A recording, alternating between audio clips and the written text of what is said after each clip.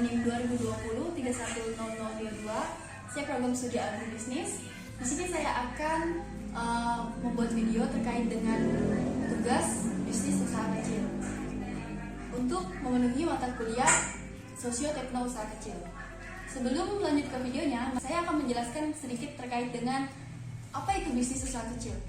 Nah, bisnis usaha kecil adalah usaha yang mempunyai tenaga kerja kurang dari 50 orang. Usaha kecil juga termasuk usaha yang independen atau berdiri sendiri, atau bukan sebagai badan usaha cabang dari perusahaan tertentu. Tanpa berlama-lama, mari kita saksikan cuplikan berikut ini.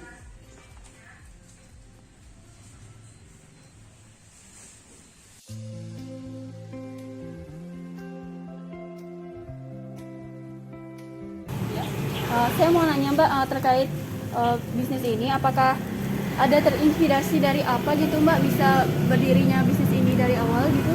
Gimana? Enggak sih, karena kemauan dan usaha sendiri, pengen usaha sendiri gitu aja. Kayak menggunakan, ini kan toko biasa Mbak ya? Apakah ada menggunakan Shopee Food atau Grab gitu? Pakai semuanya, Shopee, Gojek, Grab. Terus ada kesusahan Mbak kira-kira kalau dalam penggunaannya gitu Mbak? Enggak sih, soalnya kan mudah diaplikasikan gitu.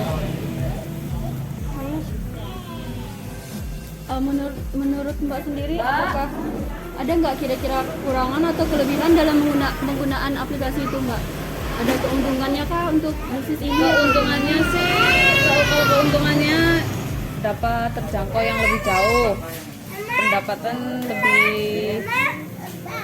lebih apa namanya ya? Lebih banyak, lebih bertambah. Soalnya kan yang nggak tahu, yang jauh-jauh nggak terjangkau ke sini itu kan lewat aplikasi itu kan udah bisa sekarang.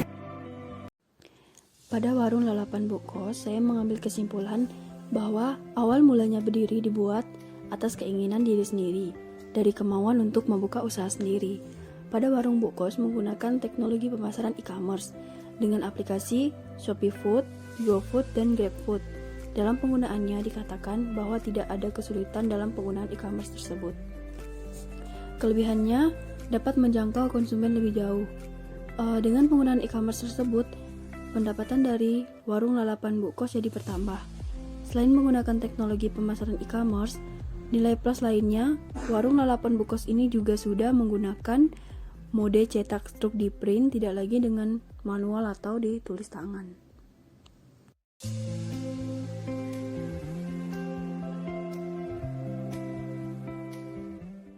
Mas, ini gimana? Terus apakah ada naik turunnya atau gitu, gimana gitu Mas? Oh, siap.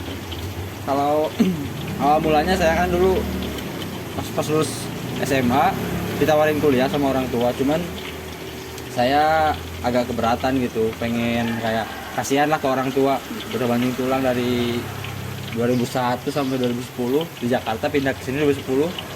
Akhirnya menemukan di sini tempat usaha yang cocok begitu.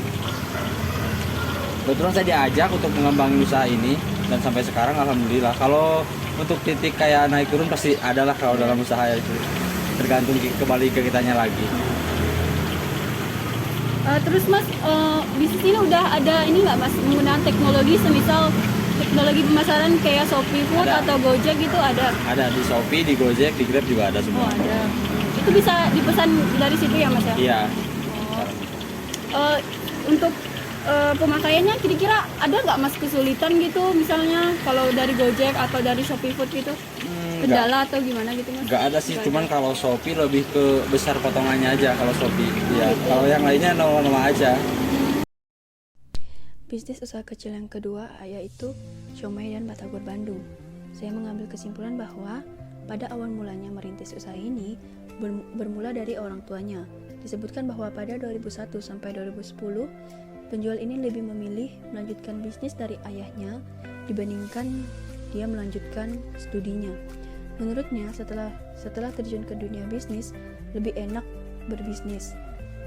Pada usaha kecil siomay dan batagor Bandung ini sudah menggunakan teknologi e-commerce juga seperti Shopee Food dan GrabFood serta GoFood. pada bisnis siomay dan batagor Bandung ini, kendala yang digunakan dalam menggunakan e-commerce yaitu potongan harga pada Shopee yang lebih besar. Hal itu mengakibatkan kurangnya peminat untuk penggunaan Shopee Food tersebut. Karena hal ini menurutnya lebih menguntungkan berjualan secara biasa saja.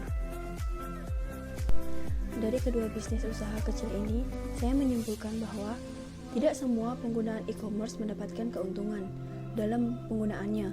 Seperti pada bisnis usaha yang kedua tadi, menyebutkan bahwa ketika dia menggunakan e-commerce Shopee Food, di platform Shopee-nya sendiri terdapat potongan harga yang cukup tinggi, sehingga keuntungannya kecil dan minat konsumen juga berkurang.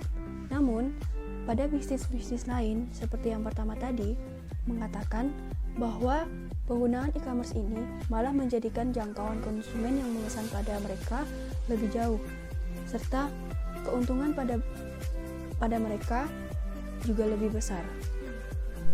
Statement closing dari saya adalah, penggunaan e-commerce tidak selalu menguntungkan, namun jika dimanfaatkan dengan baik, pasti akan membawa banyak manfaat serta keuntungan yang didapat jadi lebih besar. So, sekian penjelasan dari saya ucapkan. Terima kasih.